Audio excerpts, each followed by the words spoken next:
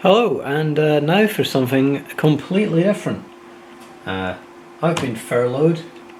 It's 2 AM on a Monday, and this 8-track player's decided it no longer wants to work. So I'm going to take it apart and see if I can work out what's wrong with it.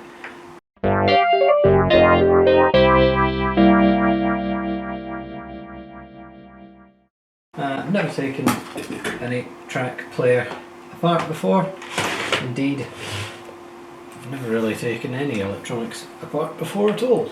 Well, a couple of reel-to-reel players and stuff, but which I suppose is never mind. Anyway, yeah, it no longer plays 8 tracks. It just makes a horrendous screeching sound. So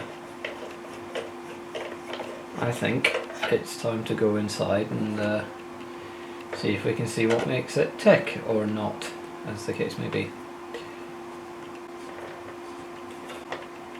No idea what I'm going to find in here. Electronic death, I expect. I do love a bit of death by electricity, don't you? Come on, you bugger.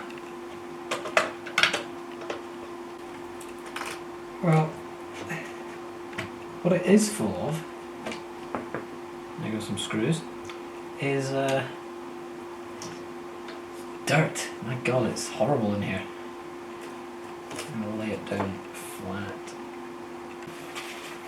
I mean, the outside of the machine was quite horrible when I got it as well, so I can't say I'm massively surprised, but still, that's quite unpleasant.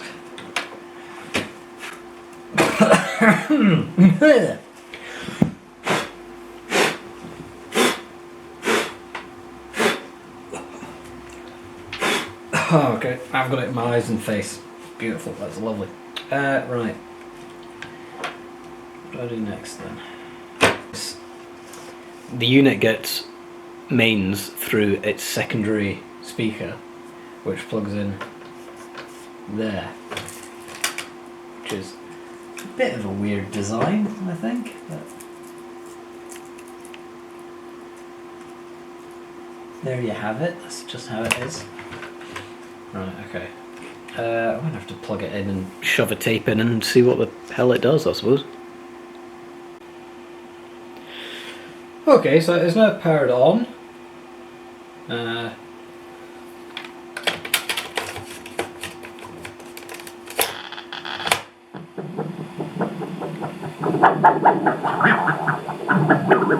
It's driving.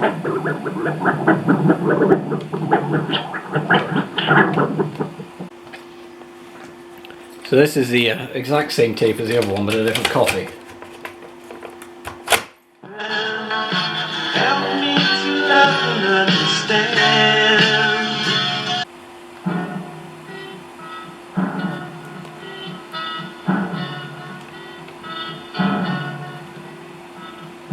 The world, it is exploding, violence flaring.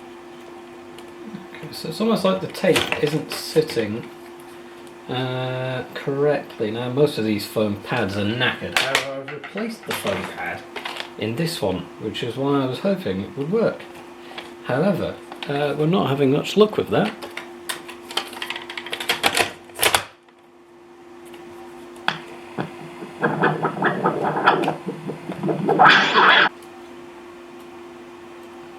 Like, the two cartridges are fairly identical. I can't see that either one of them has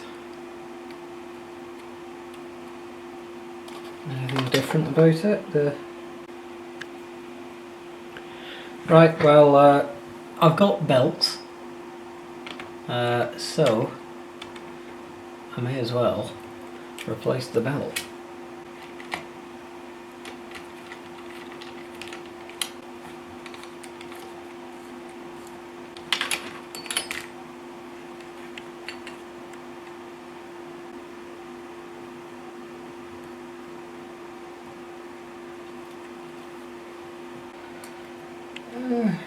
This might do. I'll give it a shot. At any rate,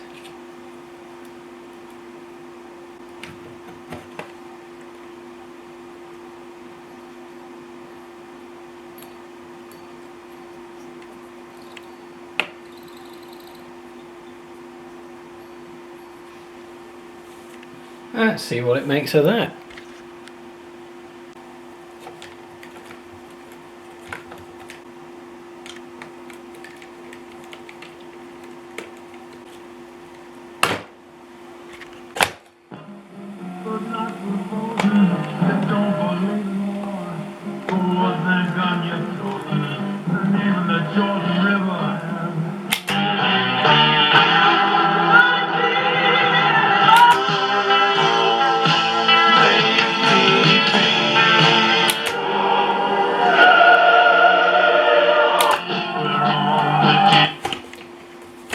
Now these cartridges all have horrendously ruined pads, so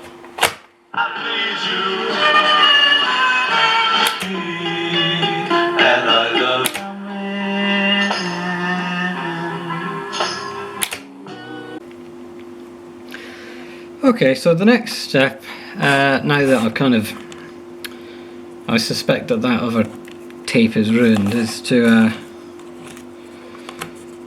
to pop apart a known good cartridge and replace the felt pads and see if it sounds any better, because the felt pads in these are all kind of 100% destroyed. Now the problem with this, of course, is that getting into these bloody things is a nightmare. I'm going to start at this end, I think. I had some other screwdrivers here a second ago, which make good wedges to try and keep the cart from snapping back closed.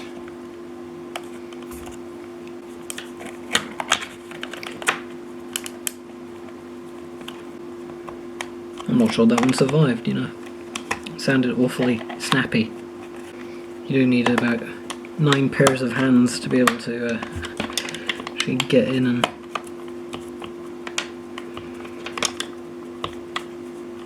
pry them apart sufficiently. Because the goal is to end this scenario with a cartridge you can actually put back together, which is easier said than done. Yes, I don't think you need to see this for another 4 hours. I could be here forever. Right, so I finally got into the bloody thing. It took a while, and this here is going to be the cause of many, many woes. That's what's left of the original felt pad that has disintegrated over time. And what I have to make new pads is, I should have some lying around here somewhere, low density upholstery foam, and I just snip it to size with some scissors and then stick it in place. It's quite important that you use low density foam, because the high density foam is seemingly too thick. Well, not thick, but it's too dense, so the tape does not press down on it in the correct fashion. There is also supposed to be a plastic layer on the side that the tape runs on, which I'm just using usual household sticky tape. Didn't work on the last bloody one, did it? No, it did not. But you know, you can't win them all. Can't win them all. The thing is, obviously, tape is not particularly good at sticking to sponge. As long as it doesn't come off, it's kind of the only bit that I'm concerned with. People who actually repair 8-tracks properly will probably be furious at this video, because I'm making a catastrophic balls up of it. Indeed, I've just got some tape stuck to my finger, which will no doubt be there now for days. And my scissors are all covered in tape that won't come off. You know, the funny thing about tape is it's sticky. So I'd say that this only applies to sticky tape. There are probably other types of tape available that aren't sticky. I can't think of any offhand, but I'm sure there are some. Stickyless tape.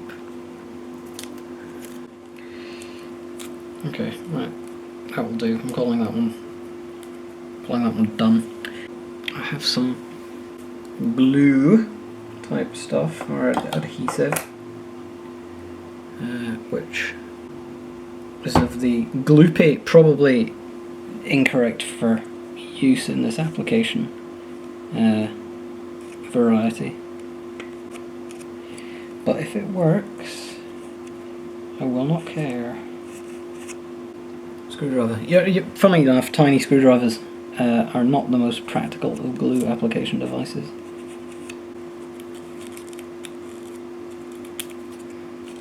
Pop the tape down there, like so. And it wants to be lined up with the top of this plastic here to be central in the cartridge. That looks good. The tape has gone slack. Now there is a way to tension that, but I can't. There we go. Of course, having the tape on the correct side of the cartridge is always a good start to this operation. Don't go nuts. Just keep calm. Right, okay. I bet you thought cassettes were bad, didn't you? Winding back cassettes with a pencil. Nope, this is 1,000 million times worse. Right, okay, so tape back on the spool, tape over the pinch roller, yes, tape along the front, yes, not underneath anything, no, tape around this pin bit at the end here, yes. Let's put the lid back on. I hope that's it. Okay, so that looks fairly alright to me. Let's try it in the machine.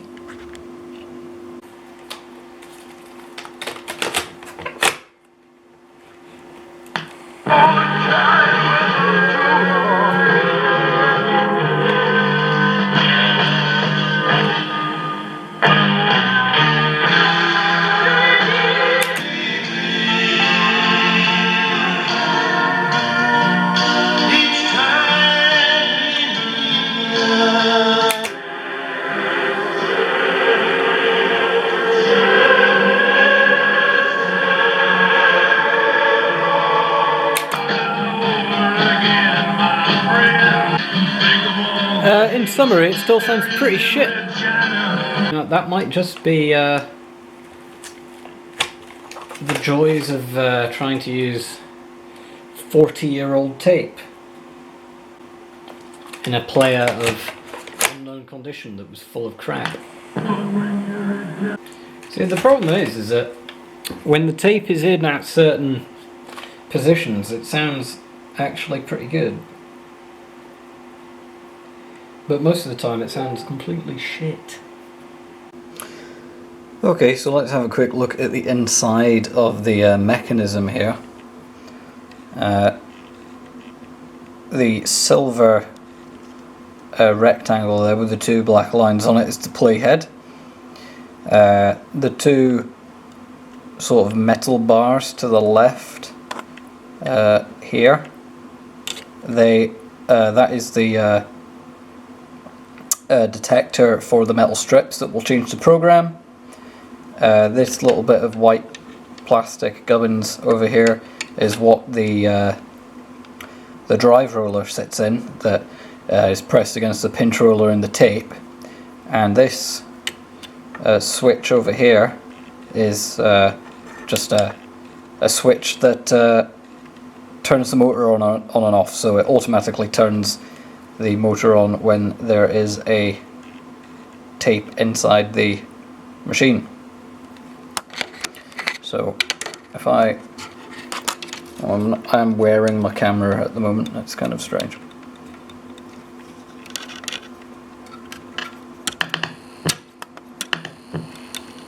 So that's the motor now running. If I can get that lever in the right place, there we go. If I press the channel button, you can see the playhead changes position to move to the different sections on the tape to get the different programs. However, I'm not entirely sure that is moving correctly,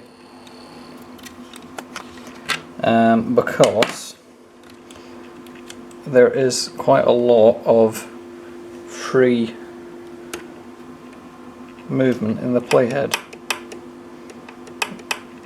So I can wiggle that about with my finger on the mounting screw on the other side. I'm not sure if that is normal or not. I shall keep looking. So it is now the next day. I was playing with this until about 4 in the morning to relatively little avail, and now we're back on it, which is nice. Still driving too slow, so I've put a drop of oil on the capstan for the motor there, and also on this is the drive wheel for the belt, just a little bit on the end there, just to see if it's maybe dragging a little bit. Everything's been cleaned with isopropyl alcohol I should say. This here is part of the actuating lever for the track program selection, I should say, and that is a little bit sticky, but unfortunately the only real way to get to the mechanism is to dismantle the entire machine, which I'm not going to do. That's far too much like hard work. So we'll put it back together again and see if it's any better, I suppose. Well, I'm afraid that's as far as I can take this project, because I don't really have any more parts or time or effort to expand. It runs slightly slow. I don't know if there's a part missing that's causing drag on the the flywheel for the drive belt, or if the motor is just tired, or what's going on with it. I've tried a multitude of different belts of different lengths, and it always seems to run the same amount slow. I've tried running it tipped on its face, I've tried running it tipped on its arse, and it all kind of sounds the same. So I don't know, maybe it's just a drawback of these vertical play machines. All the ones I've seen are the tape goes in horizontally, which I would have thought works better, but it does work, more or less, anyway. So this segment was going to end with the player playing slightly too slow, as it is wont to do, and sounding really bad. However, unfortunately, the track that it was playing, copyright holders of that music have decided that it is so valuable that they can't even demonetize this video, which I wouldn't care about. But the only way to deal with it is to block it worldwide. So you get nothing, because apparently Radar Love is that good of a tune. Right, so this is another 8-track machine I've got. This is a car stereo version, and I've kind of jerry-rigged it up to a car battery and a random speaker I had lying around. And what you will find is, if I apply power, it doesn't work. Okay, give me a second. One moment. Okay. Okay, so it spins, runs, but there's no sound. Right, so now we're running, but with no audio. However,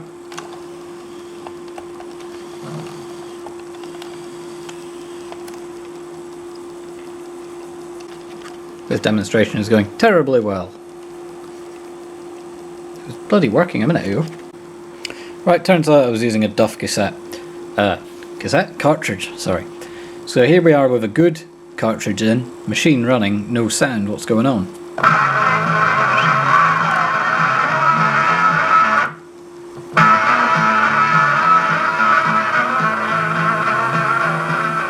Okay, so it does work, but only if you keep the cartridge held in on this side. Why is that? That squeak is a bit of a giveaway. On these 8 tracks is this notch here, which is where a small plastic wheel sits inside the machine, that's mounted inside the machine, so it clicks the cartridge into place so it doesn't, so it's held tight against the tape. And that small plastic wheel should be just there where that square hole is with the bracket in it. You can probably see it better from this side. The end of that black arm here with the 2 bolts at the end, and at this end should be a plastic wheel. The plastic wheel is not there because the plastic wheel looks like this. So I'm going to have to find some sort of replacement wheel for that, otherwise it will not hold the tape in position correctly, and therefore the tape is not tight. The capstan doesn't meet that drive shaft in there, so the tape will not spin, which is why you get no sound. So yeah, I'm going to have to find something plastic around about that diameter and then drill a hole through it, I suppose, in order to make a